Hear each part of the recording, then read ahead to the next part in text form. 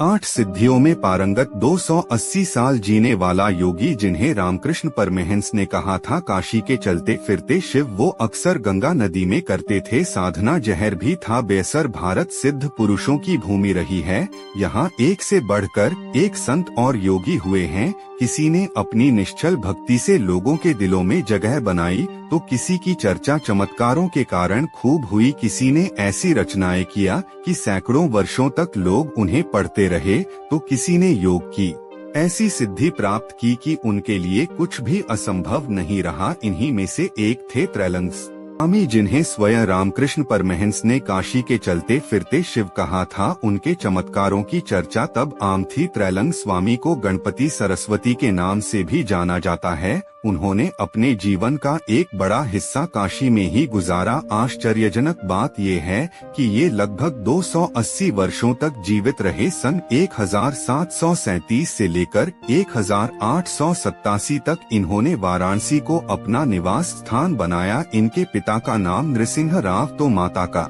नाम विद्यावती था। 52 वर्ष की उम्र तक ये अपने माता पिता की सेवा में ही लगे रहे। उन दोनों के निधन के बाद वो आध्यात्मिक खोज के लिए निकले। स्थानीय श्मशान भूमि में उन्होंने 20 वर्षों की कड़ी साधना की। वो एक अन्य सिद्ध योगी लाहिड़ी महाशय के परम मित्र बने। दोनों योगियों को कई बार साथ में ध्यान में बैठे देखा गया था। त्रैलंग स्वामी को कई बार धोखे से विष दे दिया गया, लेकिन उन्हें इससे कभी कोई नुकसान नहीं हुआ। वो अक्सर गंगा नदी की बहती धारा पर बैठकर साधना करते दिखाई देते थे।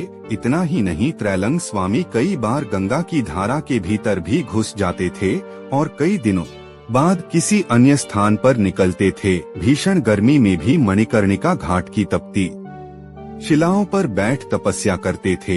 ये सब सिर्फ सुनी सुनाई बातें नहीं हैं, बल्कि लिखित में भी दर्ज हैं। उन्हें कभी कभी ही लोगों ने भोजन ग्रहण करते देखा होगा, लेकिन उनका शरीर विशाल था और उनका वजन भी बहुत अधिक था। वो प्रायः नग्न ही रहते थे, लेकिन उन्हें अपनी ही नग्नता का आभास नहीं रहता था। 19वीं सदी की बात है, जब अंग्रेज आ चुके थे। उस दौरान उन्हें नग्न अवस्था में देखकर पुलिस ने जेल में बंद कर दिया। जेल में ताला लगा था, लेकिन त्रैलंग स्वामी को छत पर आराम करते हुए देखा गया। उन्हें फिर से पकड़कर जेल में कैद कर दिया और पुलिस का पहरा बढ़ा दिया गया, लेकिन इसके बावजूद वो जेल की छत पर टहलते हुए नजर आए। उनके बारे में एक कथा प्रचलित है कि एक बार एक नास्तिक व्यक्ति उनके लिए बाल्टी भर चूना लेकर आ गया और दही बताकर उन्हें पिला दिया। आश्चर्य कि उन्हें कुछ नहीं हुआ, लेकिन वो व्यक्ति ही छटपटाने लगा। वो स्वामी जी से अपनी जान की भीख मांगने लगा। तब त्रैलंग स्वामी ने समझाया कि तुम्हारा जीवन मेरे जीवन से एकाकार है। उन्होंने बताया कि जैसे अणु परमाणु में ईश्वर विराजमान है, ऐसे ही उनके भी पेट में है और उन्हें इसका आभास है, इसीलिए उन्हें कुछ नहीं हुआ। उन्होंने उस व्यक्ति को क्षमा करके आगे से बुरे कर्म न करने की चेतावनी दी। एक बार काशी नरेश की तलवार उन्होंने नदी में फेंक दी थी। जब वो गुस्सा हुए तो उन्होंने नदी से वैसी ही 2 तलवारें निकालकर पहचानने को कहा कि उनकी कौन सी है। वो नहीं पहचान पाए। तब त्रैलंग स्वामी ने समझाया कि जो तुम्हारा है उसे तुम नहीं पहचान पा रहे, तो जो तुम्हारा नहीं है उसके लिए इतना क्रोध। इससे पहले वैराग्य और परमात्मा पर चर्चा चल रही थी। ऐसे में त्रैलंग स्वामी ने धिक्कारते हुए कहा कि अब सारा वैराग्य खत्म हो गया। उनकी महिमा ऐसी थी कि स्वयं रामकृष्ण परमहंस ने उनके दर्शन किए थे। सड़क पर ही दोनों गले मिले शिष्यों से परमहंस ने कहा कि ये काशी के चलते फिरते शिव हैं, स्वयं विश्वनाथ हैं। बताया जाता है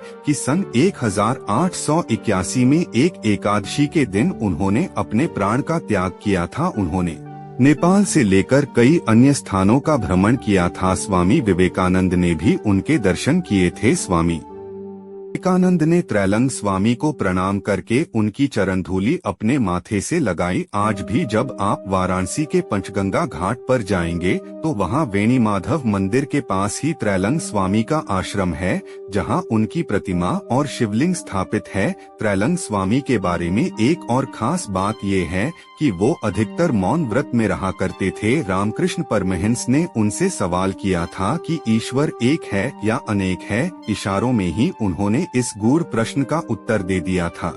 उन्होंने समझाया था कि अगर समाधिस्थ होकर देखा जाए तो ईश्वर एक है, लेकिन जब तक मैं तुम जीव जगत और नाना प्रकार के ज्ञान विद्यमान हैं, तब तक वो अनेक हैं। रामकृष्ण की उनमें इतनी श्रद्धा थी कि वो एक बार खीर बनाकर ले गए थे और उन्हें अपने हाथों से खिलाया था। अपनी पुस्तक ऑटोबायोग्राफी ऑफ अ योगी में परमहंस योगानंद भी त्रैलंग स्वामी के बारे में लिखते हैं। उन्होंने बताया है कि अगर आज लोगों में वही विस्मय और श्रद्धा का जन्म होगा जो वाराणसी की गलियों में लोगों के मन में त्रैलंग स्वामी के प्रति था। उन्होंने पुस्तक में एक घटना के बारे में बताया।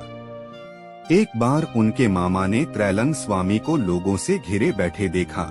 उन्होंने किसी तरह वहां पहुंचकर भक्ति भाव से उनका चरण स्पर्श किया। उन्हें ये देखकर आश्चर्य हुआ कि उनका जीर्ण रोग उसी क्षण समाप्त हो गया था। त्रैलंग स्वामी भूख प्यास और मान अपमान से परे हो गए थे। लेखक एवं फोटोग्राफर रॉबर्ट अर्नेट ने लिखा है कि त्रैलंग स्वामी के चमत्कारों को किस्से कहानियां को खारिज नहीं किया जा सकता। लोगों ने अपनी आँखों से सब देखा है। उमाचरण मुखोपाध्याय ने त्रैलंग स्वामी की जीवनी लिखी है, जिनमें उनकी शिक्षाओं के बारे में भी बताया गया है।